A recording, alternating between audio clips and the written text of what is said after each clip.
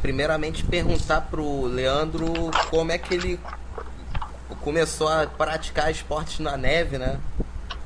A partir de que momento ele se interessou a competir profissionalmente, assim, no esporte? Então, eu conheci o esqui à neve, na verdade, aos 12 anos de idade, numa viagem de família a Bariloche, na Argentina. E para mim foi uma experiência bastante marcante. Eu gostei muito, me apaixonei pelo esporte, pelo esqui. E aquilo lá foi crescendo dentro de mim nos anos seguintes, assim, a vontade de voltar, de ver a neve novamente, de esquiar novamente. É, Foi crescendo durante a minha adolescência, mas eu não tive tantas oportunidades de esquiar até os 19 anos, tive acho que só mais uma ou duas oportunidades, porque o esqui é um esporte caro, envolve viagens, enfim, não era tão fácil a prática, então eu acho que eu esquiei mais duas vezes até os 19 anos. Foi quando eu fui fazer um intercâmbio nos Estados Unidos, e aí eu morei perto de uma estação de esqui. E aí eu comecei a praticar o esqui alpino, que era o esqui que eu comecei também aos 12 anos. Comecei a praticar o esqui alpino mais constantemente. E aquilo eu gostei muito daquilo a ponto de que eu falei, eu quero o esqui, quero praticar mais o esqui com mais frequência na minha vida. E só que como é um esporte caro e não tem como a gente não tem como praticar no Brasil, eu fui atrás de meios para conseguir praticar o esqui de uma forma que fosse sustentável para mim. E foi aí que eu descobri um programa de trabalho chamado Work Experience USA, e você, enquanto você está na faculdade, você faz um intercâmbio de trabalho em resorts de esqui nos Estados Unidos. Então você trabalha durante 4 meses, aprende inglês e também você é remunerado pelo seu trabalho lá. Então é uma maneira de você financiar a sua própria viagem e estar em contato com o esqui, que era o meu desejo. Então na época eu estava estudando economia na PUC de São Paulo, e aí comecei a fazer esses intercâmbios de trabalho. Fiz um curso lá nos Estados Unidos para me tornar instrutor de esqui, tirei o certificado que eles chamam PSIA, que é a sigla de Professional Ski Instructor of America. E aí, com esse certificado, eu comecei também a conseguir tirar um visto de trabalho temporário nos Estados Unidos para trabalhar durante a temporada de inverno, de 6 meses, dando aula de esqui. Então eu fiz isso na minha vida durante 5 temporadas de inverno. Demorei 9 anos para fazer a faculdade de economia, porque cada vez que eu ficava lá quase 6 meses nos Estados Unidos eu perdi o semestre, então fui jogando para frente, mas foi um momento muito bom, me diverti muito, e foi assim que eu conheci o ski cross country. Nos invernos, trabalhando nos Estados Unidos, não sei se vocês já passaram bastante tempo no inverno, mas fica difícil correr, pedalar, e foi uma coisa que eu sempre fiz na minha vida, correr, pedalar, fiz um pouco de triatlon, de corrida, antes de virar atleta de cross country. E aí no inverno eu acabei utilizando o ski cross country como forma de preparação física durante o inverno, porque eu não conseguia dar sequência com corrida e bike. E daí em 2005 foi quando surgiu o convite da CBDN para se eu queria participar de um training camp de biathlon, que eles estavam com um projeto novo para começar uma equipe de biathlon no Brasil, né? O biathlon é uma modalidade que combina o ski cross country com o tiro ao alvo. E eu conheci o pessoal da CBDN numa competição amadora de esqui alpino na Argentina. E aí só desse projeto, falei, olha, eu tenho bastante interesse, eu tenho bastante experiência com esqui alpino, um pouco de experiência com esqui cross country, né? Já venho de provas também de corrida, algumas provas de triatlon que eu fazia na época. E o tiro ao alvo, quando eu era criança, eu tirei muito com um espingardinha de chumbinho. E aí eu topei o convite quando eles fizeram isso em 2005, na verdade eu não tinha ideia a dimensão desse esporte aqui na Europa. Eles falaram desse projeto, achei que era um esporte que estava começando assim, bom, claro, no mundo já era mais desenvolvido, mas eu não tinha ideia do nível que estava esse esporte, e encarei esse desafio assim, meio sem conhecimento na época. E aí foi quando eu vim para a Europa pela primeira vez praticar realmente o biatlo num centro de treinamento na Suécia, que é onde hoje Em dia eu faço base, a gente tem um treinador que mora lá em Östersund, na Suécia, e me encantei mais uma vez com uma nova modalidade na neve, o biathlon. Aí comecei a treinar sério isso em 2006. O biathlon, ingressei na equipe brasileira, e aí começa o meu histórico de atleta profissional, né? Até o ciclo de Vancouver, que eu classifiquei no ski cross country também, e agora para esse ciclo também. Deixei o trabalho nos Estados Unidos, pela disponibilidade, porque chegou um momento que as competições e os treinamentos não conseguia mais conciliar com o trabalho, né? Porque para trabalhar, você precisa estar presente lá, e as competições a gente viaja muito, a gente é meio nômade. Numa temporada de inverno a gente chega a passar por competir em 8 países, 9 países diferentes. Então você precisa ter uma disponibilidade de tempo imensa. Então assim que eu consegui os apoios necessários para largar o emprego e me dedicar exclusivamente ao esporte, que era o meu desejo, eu abandonei e até Sochi estou nessa vida de atleta só, digamos, profissional.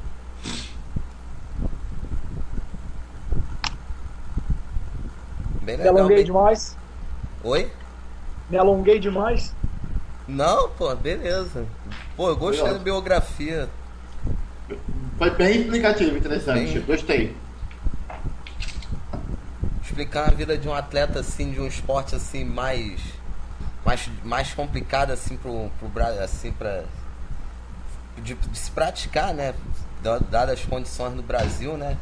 E sobre essa vida agora de profissional, além da CBDN, alguma empresa brasileira te ajuda? Alguma empresa assim te patrocina?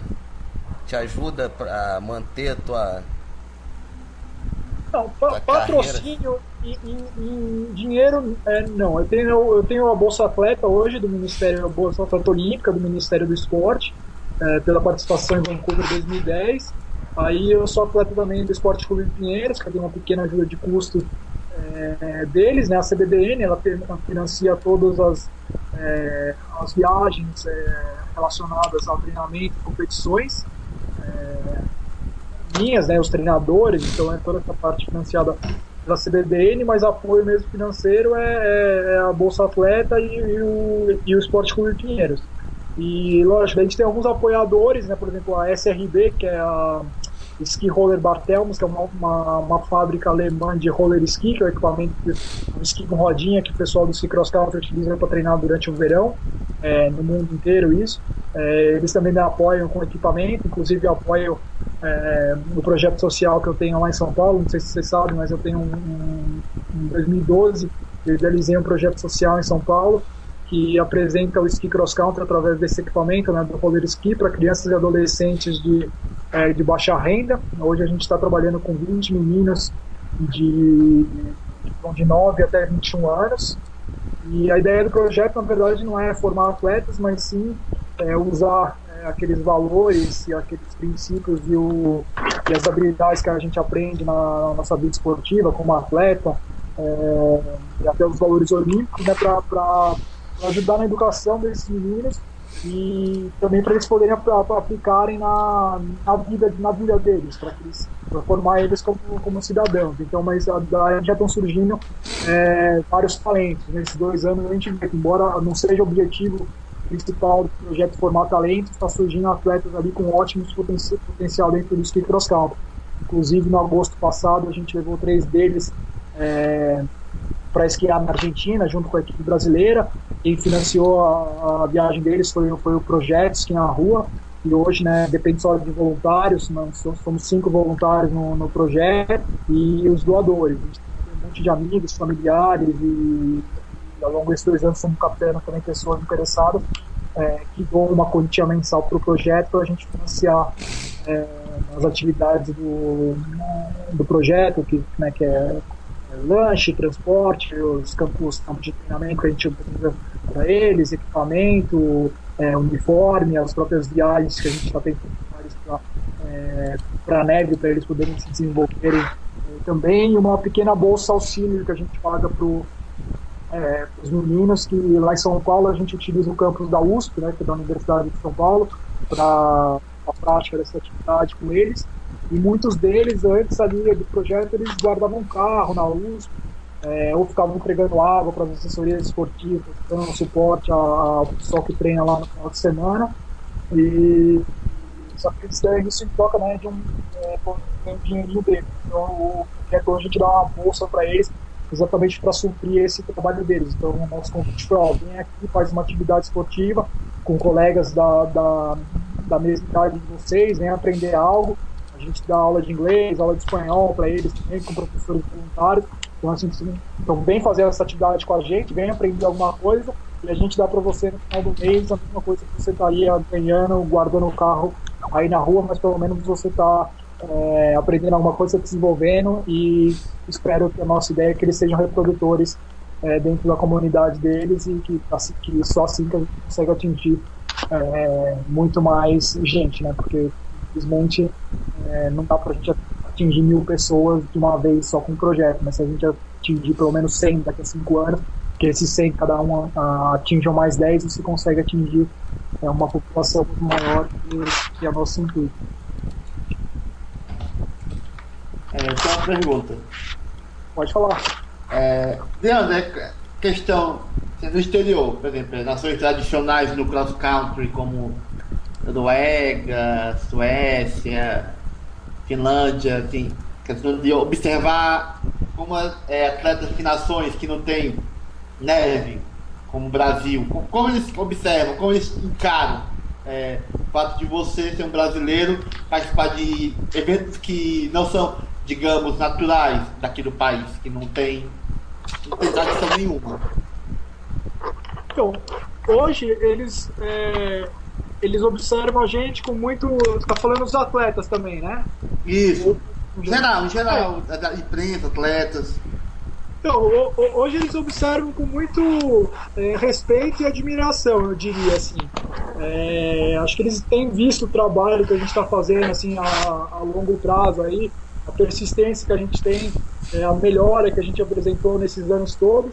E a maioria deles também, quando vê a nossa realidade, da onde a gente veio, o suporte que a gente teve para chegar até aqui, eles falam, puxa, cara, realmente você tá de parabéns, você gosta muito do que você faz, sabe, você já chegou muito além do que você podia chegar. Eles vêm com admiração, assim, se colocam no seu lugar e falam, se eu tivesse na sua situação, eu provavelmente teria abandonado antes.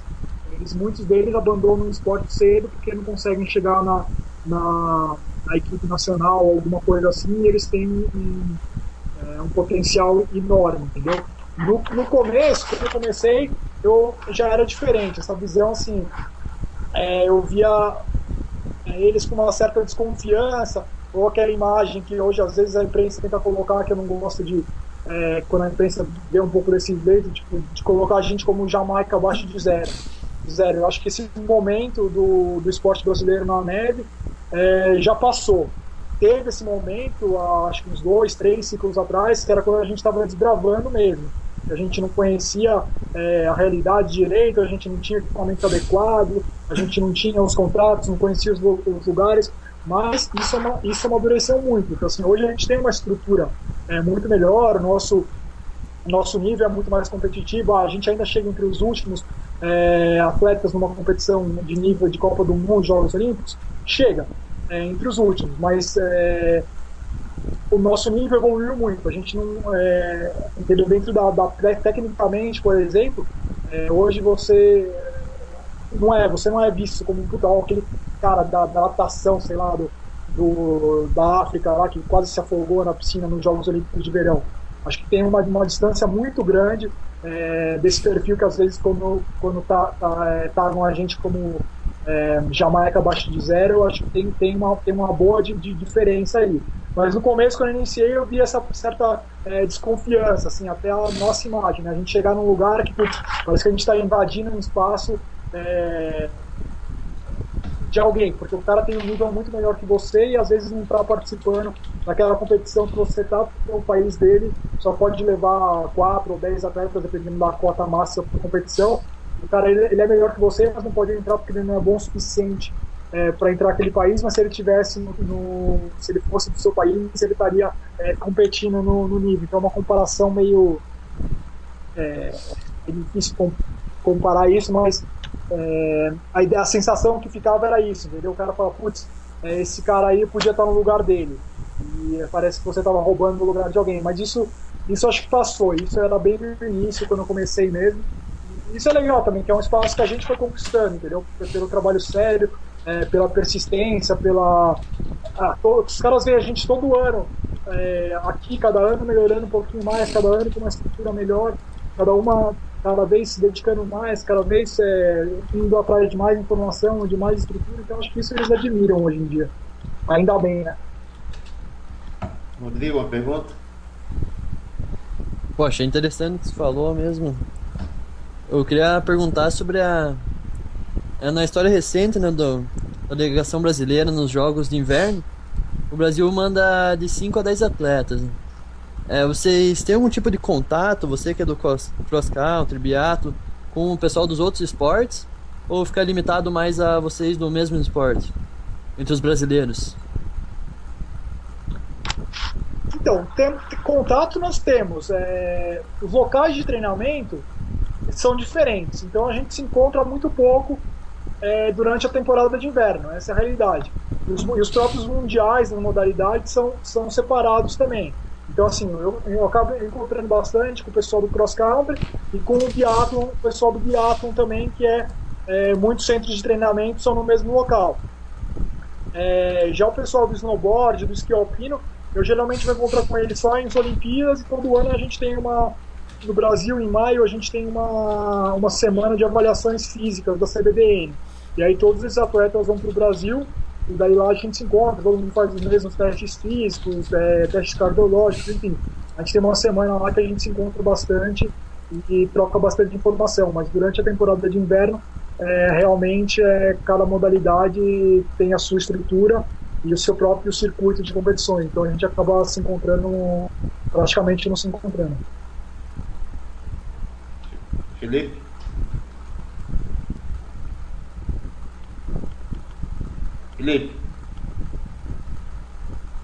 Aí, tem outra pergunta, Leandro. Enquanto a questão já pensando agora em Sochi, como é que você vem treinando, o que é que você vem fazendo, os preparativos, que já é daqui a menos de 30 dias, né, 28 dias, visando os Jogos Olímpicos lá na Rússia? Então, em Sochi eu vou competir a prova de sprint, né, que é uma prova de 1,6 km na técnica skate, que é uma prova rápida. Em Vancouver eu competi a prova de 15 km também skate, e para Vancouver eu não tinha conseguido o índice na prova de sprint, então eu participei da prova de 15 km. E agora em Sochi eu consegui, na verdade, o índice para as duas provas, mas como meu índice é o índice B, eu tenho que escolher uma das provas. Eu só poderia participar das duas se fosse, ou das 5 provas do programa olímpico, se eu tivesse o índice A. Com o índice B eu tenho que escolher uma prova, ou a de 15 km clássica, nessa Olimpíada, ou a de sprint skate. E aí eu optei pela prova de skate, de sprint, porque é no estilo skate, que é o meu forte. O estilo clássico, a minha técnica é bem pior do que a de skate, então meus resultados variam muito. Tem dias até que eu posso ter resultados bons, mas eu tenho altos e baixos do básico. No estilo skate, meus resultados são mais estáveis, então por isso que eu escolhi participar na prova de sprint, que vai ser no estilo skate. O estilo skate é aquele mesmo que você pratica no biathlon também, então é por isso que eu tenho mais facilidade. O conhecido estilo livre. Exato, estilo livre.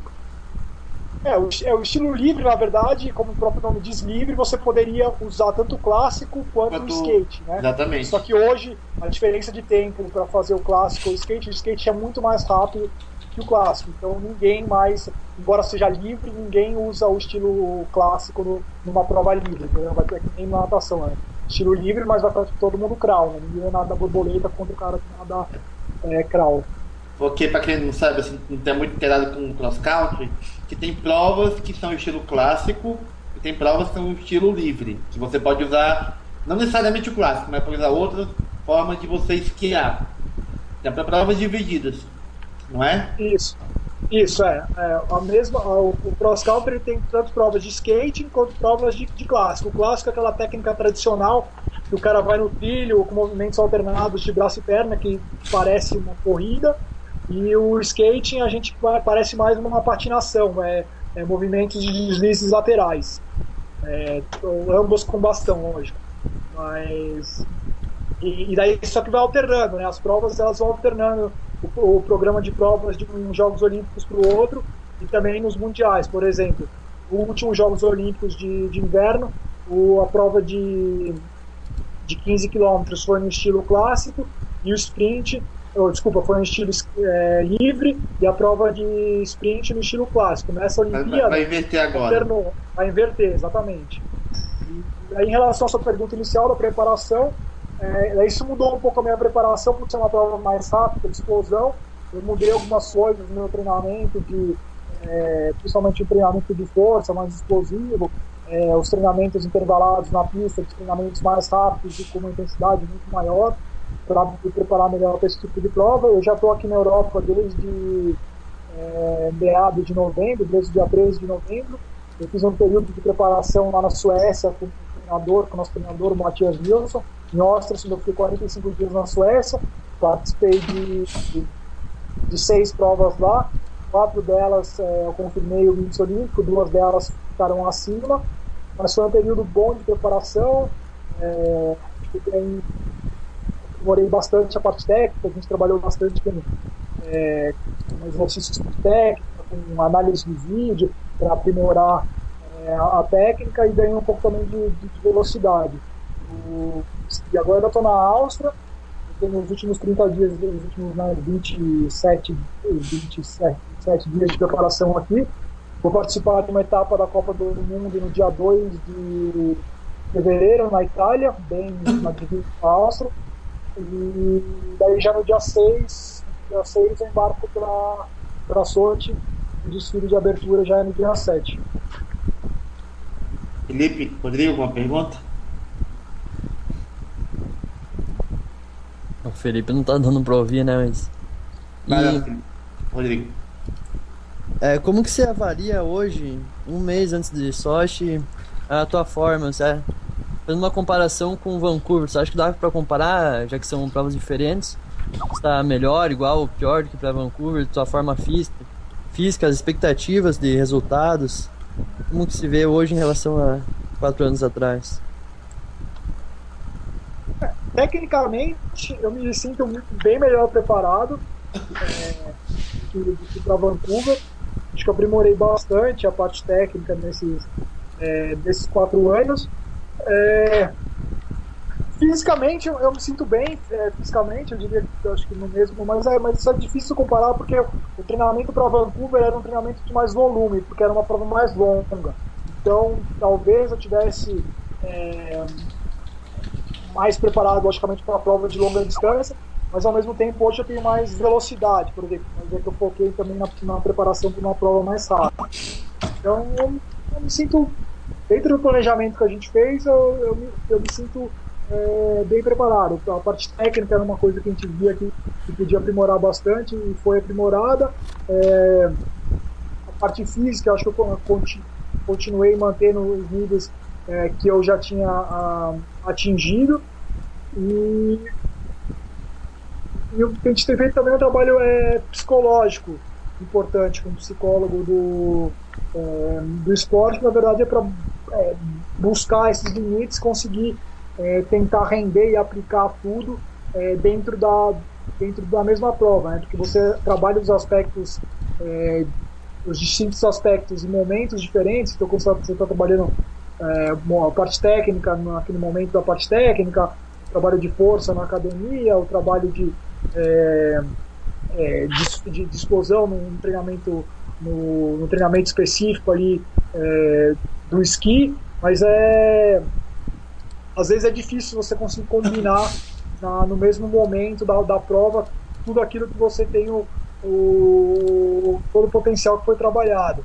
Então, o trabalho com o psicólogo tem ajudado bastante nesse aspecto de estar mais confiante, de saber aquilo que você pode render, de como encarar os resultados, de buscar esses parâmetros internos, muitas vezes, né, de comparar eu comigo mesmo, não ficar tentando achar comparações com outros atletas, porque quando você compete numa prova, as variáveis são muitas, o tipo de esqui que a gente está utilizando, que conta bastante na velocidade da prova, o tipo de neve, que também a maneira de esquiar numa neve dura não é a mesma maneira de esquiar numa neve fofa.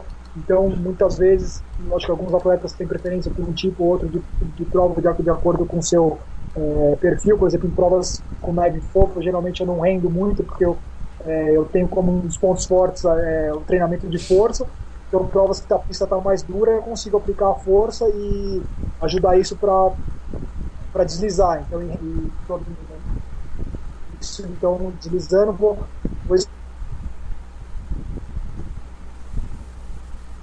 esquiar mais rápido. Uma neve fofa, não adianta nada eu ter força, usar força, porque que eu usar de força eu vou para baixo, vou enterrar na neve e não está me ajudando aquilo a esquiar mais rápido. Então é difícil daí comparar resultados por isso, porque a situação de uma prova que você encontra nunca é a mesma que você encontra em outra. Por isso eu tenho buscado bastante os referenciais internos, de como eu tenho me sentido, de estar me sentindo melhor a cada prova, de estar me sentindo melhor tecnicamente, melhor fisicamente, enfim, mais focado, mais... esses referenciais que a gente estava buscando.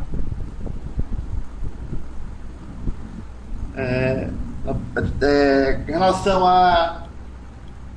já fugindo um pouco do contexto da treinamento, prova, o que vocês pensam do atual momento lá na Rússia, por causa desses problemas de atentado terrorista que está acontecendo ali no sul no pé de Sochi, em Volgogrado e tal. O que vocês pensam disso? É algum receio, alguma preocupação? Não tenho nenhum. Eu tenho acompanhado algumas notícias. Lógico que, né,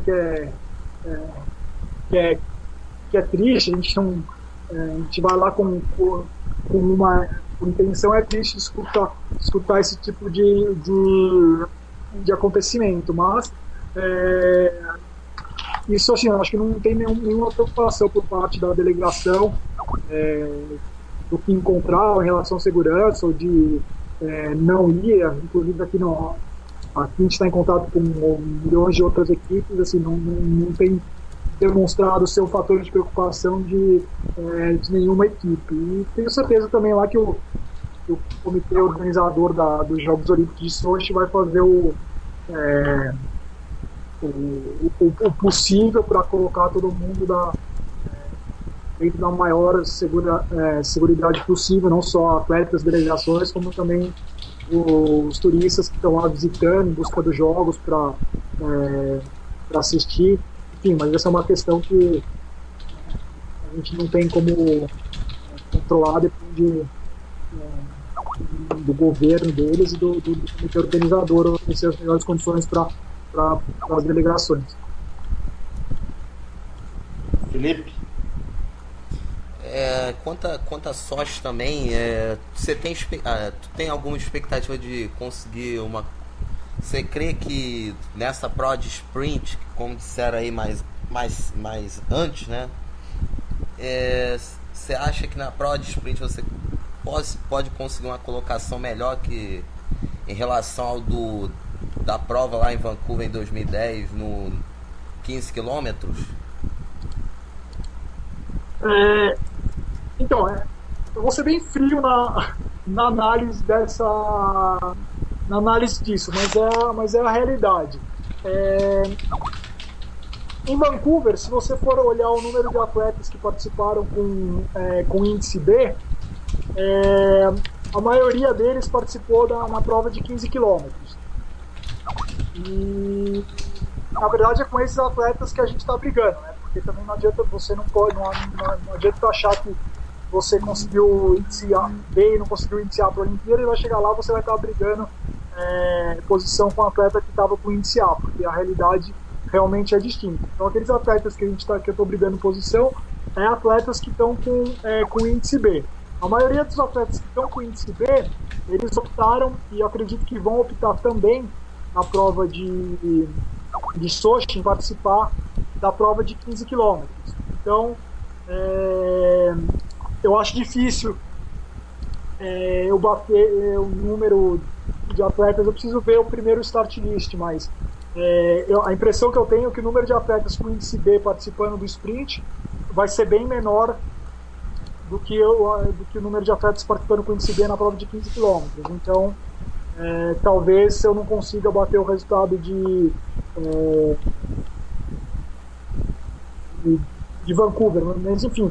Mas essa não é uma preocupação que eu tenho. Como eu falei, eu estou buscando os referenciais internos. Para a prova de Vancouver, por exemplo, eu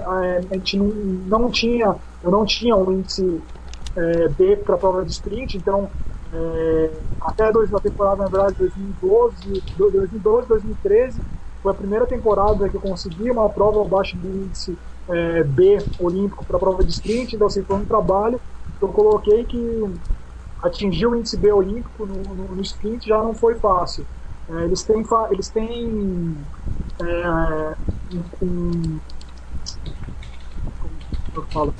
o cálculo da pontuação para atingir o índice, ela é diferente na prova de distância e na prova de sprint. Ou seja, é mais difícil você conseguir um índice na prova de sprint do que na prova de distância, no caso na de 15 km. Cada 1% atrás na prova de distância significa... Não, 1% atrás, desculpa. Na prova de sprint significa 1,5% na prova de distância. Então, isso em tempo, né?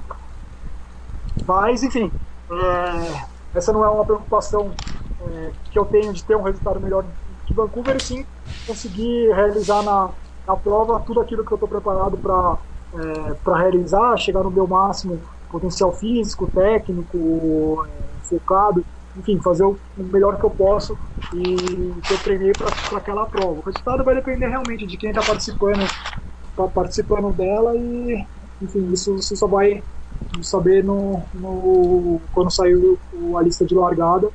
Mas pelos resultados, se você analisar os resultados de Sochi, teve acho que 1 ou 2 atletas que chegaram só com acima de 200 pontos na prova. Hoje a minha média de pontos é de 250 pontos. Então, isso já é uma indicação do que eu poderia estar brigando diretamente lá em Sochi. E você que já disputou a Olimpíada em Vancouver, qual é a sensação de estar lá disputando, mesmo que você já tenha disputado outras competições, campeonatos mundiais, com aqueles mesmos atletas? A sensação muda quando você disputa uns Jogos Olímpicos assim? Uma Olimpíada. Então, a prova em si, não. A prova, para mim, a prova dos Jogos Olímpicos é a mesma prova do que qualquer outro evento. Assim, eu acho que a gente, como atleta, se eu estiver jogando cartas, eu encaro com a mesma seriedade que quando eu estou numa competição. Assim, eu não consigo levar brincadeira, competição brincando. Então, assim, toda a prova acho que é encarada com a mesma seriedade, lógico, dependendo do período de treinamento, você pode usar uma prova mais como treino, como buscando performance. Então, a Olimpíada é uma prova que você quer chegar também descansado, o melhor preparado possível, mas enfim, mas aquele evento ali é mais uma prova que você quer realizar tudo aquilo que você veio treinando, que você vai se preparar igual, vai tomar os mesmos cuidados, enfim. Mas o evento em si é completamente diferente. A vivência numa Olimpíada é um sonho de criança. A minha sensação quando eu entrei no desfile de abertura em Vancouver, no estádio com 50 mil pessoas, é muito difícil de descrever aquela sensação. Assim, é um filme passando na sua cabeça, o narrador gritando, né, o nome do seu país, do Brasil, chamando a delegação, você entrando, acenando para todo mundo. 50 mil pessoas que você não consegue distinguir, são luzes, bandeiras, enfim. Eu ainda consegui no momento identificar 3 bandeiras do Brasil, que eram a minha esposa, minha mãe e minha irmã, que estavam assistindo o desfile de abertura no Vancouver. Então, assim, foi um momento muito especial e marcante na minha carreira, esse desfile de abertura, que foi algo que eu não tive em nenhum outro evento que eu já participei. Como eu falei da prova em si, o evento, lógico, é um evento especial, mas você se prepara e você dá dentro da prova tudo aquilo que você dá dentro das outras provas também. Inclusive, eu participei de um mundial em 2011 na Noruega de cross country. Esse sim, a prova foi algo especial para mim. Noruega é o país onde o pessoal é fanático pelo cross country, que nem o futebol no Brasil, se não pior. Uma das provas que eu participei tinham 70 mil espectadores. Então tinham 15 mil espectadores sentados na arquibancada e 55 mil espectadores espalhados pelos 5 quilômetros de pista, 5 quilômetros de pista espalhados, 55 mil pessoas. Os caras assando que nem a gente faz churrasquinho de gato nos estádios, o pessoal assando alce no meio do inverno, com fogueira, bandeira, criança. Então foi uma prova que assim, eu não conseguia parar de fazer força nem um segundo, porque parecia que você decepcionar o público. Assim, eu estava no pelotãozinho de trás, que ficou já no início da prova, o pessoal torcendo pra gente como se a gente estivesse liderando a prova. Foi uma sensação assim, para mim muito especial no Mundial de Oslo na Noruega em 2011.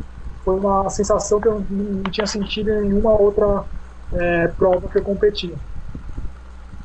E voltando à Olimpíada, também tem a Vila Olímpica, que é algo muito especial também, que você não encontra em nenhum outro evento.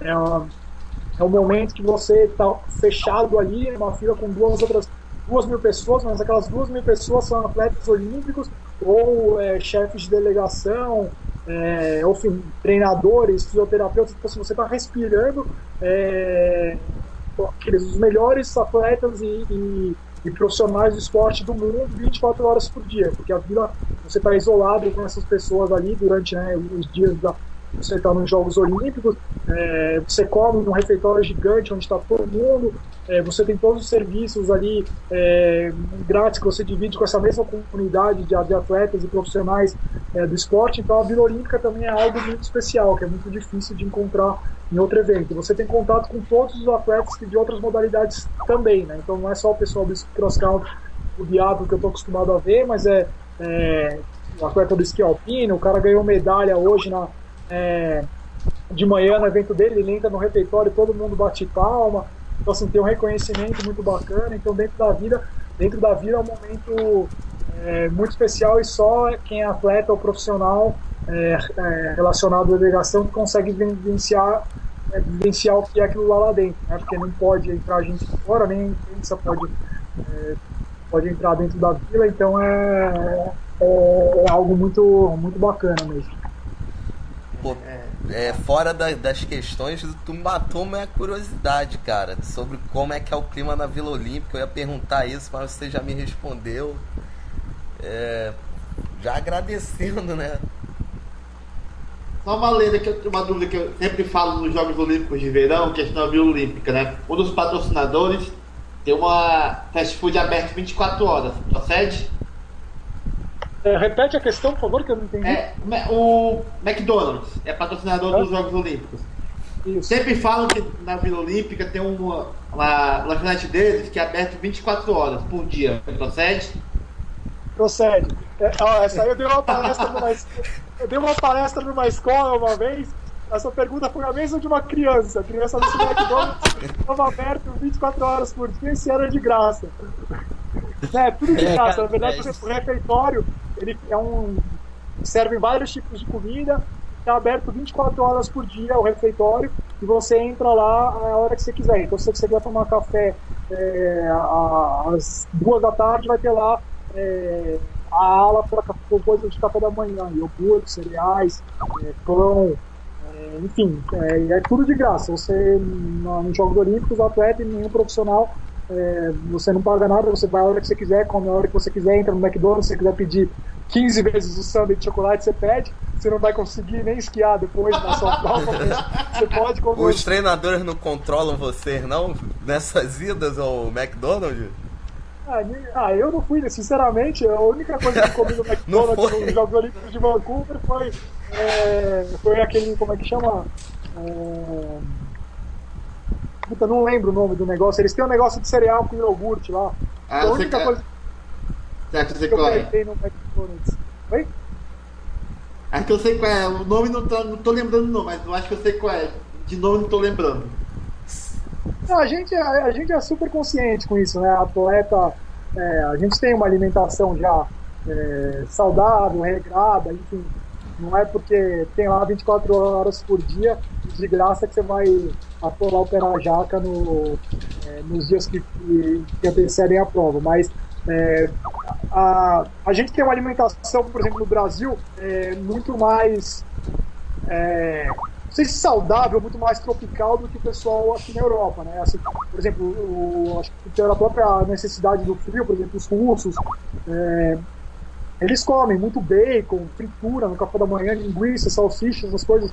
Você vê, cara, os atletas top, russo, os caras bons mesmo, comendo essas coisas no McDonald's de manhã, um bacon, hambúrguer, entendeu? E o cara vai render igual na prova ali. Então isso aí também é muito cultural, né? O cara que está acostumado a essas temperaturas, provavelmente ele tem que comer um pouco mais de gordura. Lá a gente vem com uma constituição diferente. Eu vim de um país tropical, tem uma alimentação diferenciada. Eu não consigo comer essas coisas no café da manhã e cai super mal para mim. Se eu comer isso, eu não vou conseguir treinar direito. Mas quem está acostumado, o pessoal, você vê bastante precoitado assim o McDonald's. Se era isso que você queria saber. Uma curiosidade também, além do McDonald's, né? Muitas, geralmente, notícias depois que acabam os Jogos Olímpicos, né? Verão, basicamente, inverno. Questão que muitos atletas falam de muitas coisas que acontecem na Vila Olímpica. Você já testemunhou essas muitas coisas que já aconteceram na Vila Olímpica ou ficou na sua, quieto? Muita coisa em relação a... Rapaz, coisas pelo que a gente vê na notícia, coisas também pesadas, né? Que a gente vê em notícia por aí. Por exemplo, a Rupsolo, que é jogadora de futebol dos Estados Unidos, goleira, falava que a Vila Olímpica, digamos, a sacanagem corria meio solta. Aí, você soube de alguma coisa, se você já soube lá em Vancouver, ou não chegou aos seus ouvidos? Não, olha, sinceramente não presenciei nada lá muito que tenha chamado a minha atenção, não. Mas isso aí depende de acho que de cada um também, o comportamento não é porque é a Vila Olímpica, o que o cara faz fora da vila ele vai fazer na vila também. Eu sou casado, respeito pra caramba meu relacionamento, a minha esposa, bom, quem sou eu pra julgar os outros também, mas não, esse tipo de comportamento não é uma linha que eu sigo ou que eu, por exemplo, tento passar como os valores dentro do projeto que a gente toca de educação pelo esporte, enfim. Mas cada louco com a sua loucura e enfim, mas acho que não é porque a Vila Olímpica que acontece mais ou menos do que em outro lugar, depende das pessoas que estão ali e da intenção de cada um. Alguma pergunta, Rodrigo? Mais sobre a imprensa, sente que a imprensa brasileira ela procura muitos atletas em época de Olimpíadas e acaba esquecendo em outros momentos? Ou você vê que ela aos poucos vai dando mais destaque aos esportes de inverno durante o ciclo inteiro, não apenas no período pré-olímpico? Com certeza a atenção é maior agora no período pré-olímpico, né? Mas ao mesmo tempo eu acho que tem sido feito um trabalho sim, aí de médio e longo prazo tanto por parte da CBDN, em parceria com os canais, do Sport TV, eles têm transmitido mais outras provas de campeonatos mundiais, de Copa do Mundo, compraram os direitos de transmissão de outros eventos, não só dos Jogos Olímpicos. Então, assim, tem sido feito um trabalho, sim, né, isso ajuda bastante na divulgação do esporte, lógico. Aumentando a divulgação, tem mais interesse do público, tendo mais interesse do público, a mídia também se interessa mais pelo nosso trabalho como atleta. Então uma coisa puxa a outra. Acho que a gente está num processo, melhorou bastante em relação a Vancouver. Acho que hoje a gente tem bastante mais exposição, os esportes de inverno na mídia. Espero que isso se reverta a patrocínios e mais apoio ao esporte em breve, porque, né, para fazer sentido tudo isso. Mas acho que tem melhorado, sim. Muitas vezes a única o senão que eu colocaria talvez é às vezes que às vezes a mídia continua sendo um pouco sensacionalista no sentido de buscar buscar não os momentos, só os momentos bons, mas às vezes os pontos negativos. Então, semana passada, a questão do Schumacher, choveu a procura pelo comentários nossos de atletas relacionados ao inverno sobre o acidente do Schumacher, entendeu?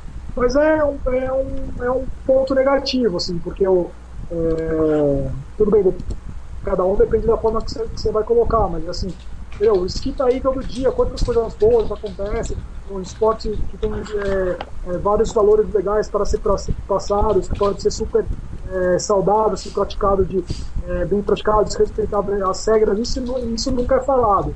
A partir do momento que acontece um acidente, todo mundo em cima, entendeu? Parece que os caras o pessoal quer ver acidente, quer falar que é perigoso, quer falar, em vez de valorizar aqueles pontos positivos. Então isso é a única coisa que às vezes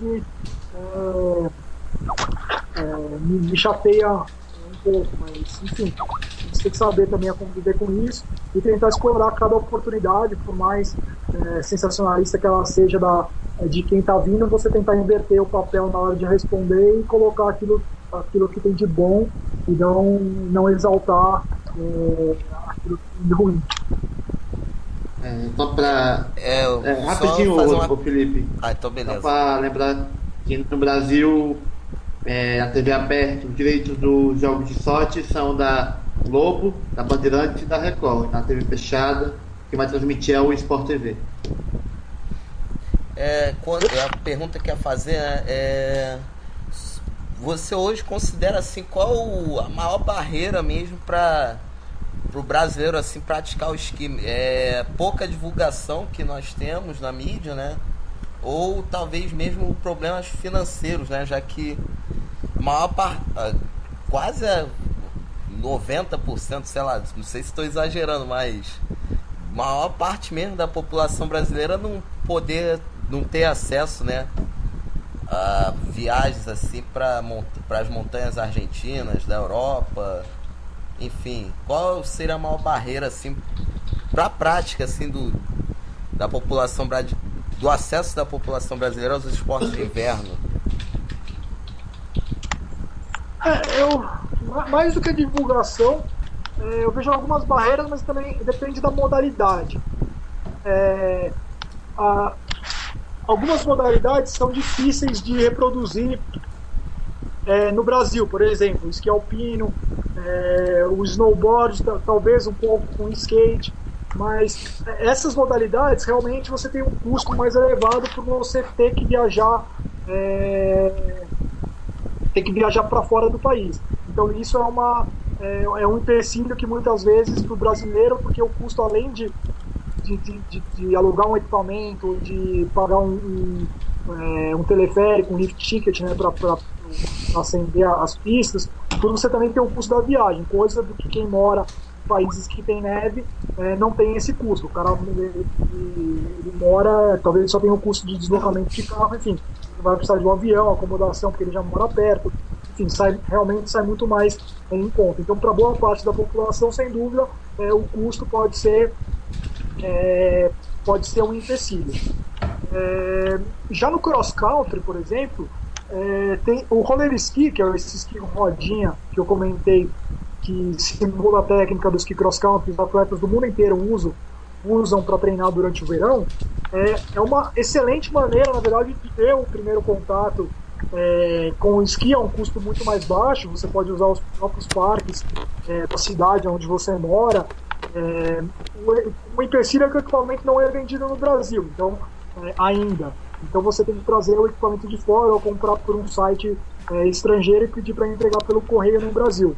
Mas a prática dele é muito mais fácil. E como simula bastante a técnica, você vai chegar, se você tiver a oportunidade depois de ir para a neve, você vai chegar na neve muito mais preparado. Então é possível sim desenvolver um trabalho de médio e longo prazo com crianças, adolescentes, que eles cheguem na adolescência ou na idade adulta bem mais preparados para encarar esse esporte cross country na neve do que outros atletas que começaram mais tarde. Então esse é uma das ideias do projeto. Esses meninos hoje estão muito mais preparados e adaptados à técnica e aproveitaram muito mais o tempo que eles passaram na neve, porque eles tiveram uma bagagem de treinamento antes no Brasil, com um equipamento muito similar àquele que eles vão encontrar na neve, porque a bota que a gente usa no cross country e no roller ski é a mesma, o bastão é a mesma, é só realmente a base, que em vez de ser um esqui que desliza na neve, é um esquizinho menor com rodinha para poder deslizar no asfalto. Então é possível desenvolver sim alguns esportes no Brasil. O esqui aéreo, que as meninas da ginástica estão praticando agora, vários centros de treinamento nos Estados Unidos, no Canadá, durante o verão com piscina, né? Então elas saltam numa rampa muito parecida com aquela que elas encontram no inverno e elas aterrissam na água. Então aterrissam não, né? Elas caem na água, e afundam. Mas isso é excelente para treinar as manobras, o giro.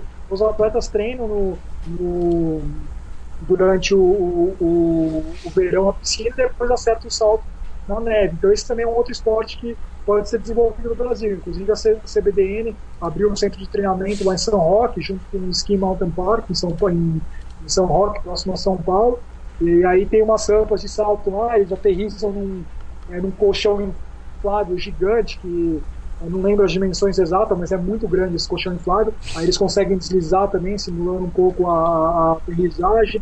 Então, com certeza, esse centro foi aberto ano passado, mas com certeza, com o decorrer aí dos anos, podem surgir outros atletas que têm condições de treinar lá até certo nível, se desenvolver até certo patamar, e depois, lógico, quando você chega no alto rendimento, tem que buscar melhores condições, e aí também um lugar que tenha mais atletas treinando, e daí vir para fora para períodos de treinamento é inevitável.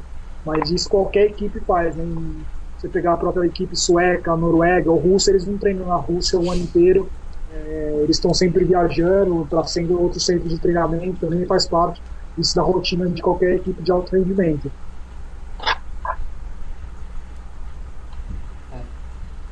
Felipe, Rodrigo, alguma pergunta? Pode seguir, Ers. Não, aqui já podemos encerrar. Eu queria que você pudesse deixar um recado para os leitores do Surto Olímpico. Só um adendo, né? Só um adendo para esse recado final, né? O próprio Leandro, antes da gente começar a entrevista, tinha falado, né? Da gente seguir os nossos sonhos, né?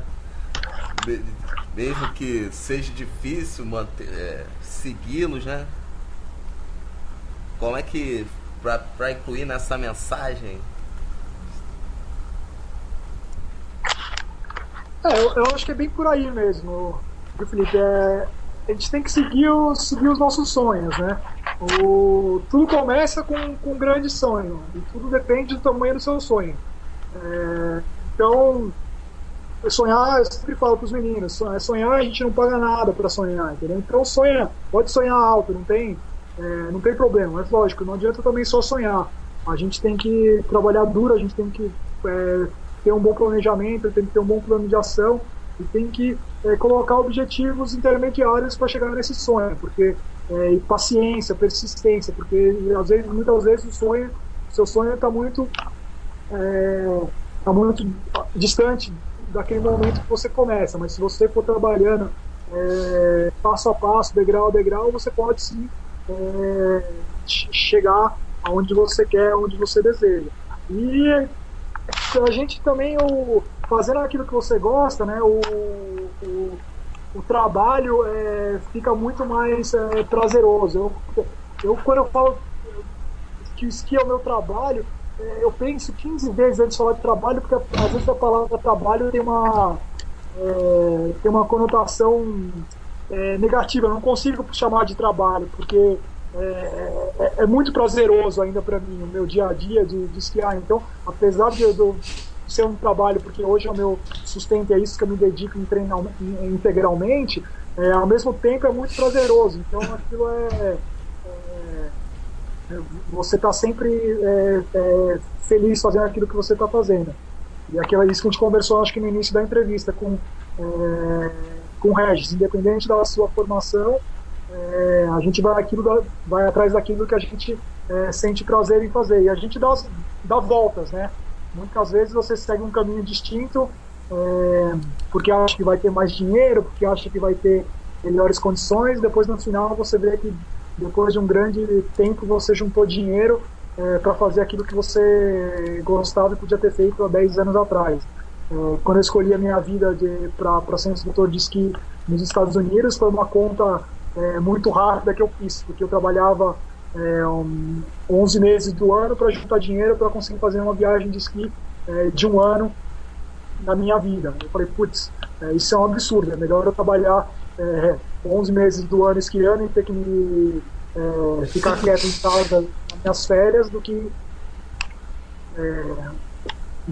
se sustentar fazendo aquilo que você gosta. Então, esse é o sonho de cada um. Cada um tem o seu sonho, não adianta querer realizar o sonho de outro alguém, ou do seu pai, do seu chefe, enfim. O sonho tem que ser algo muito pessoal também. Eu acho que podemos encerrar, né, Felipe, Rodrigo? Podemos. Pô, legal. Leandro, muito obrigado pela atenção, pela paciência.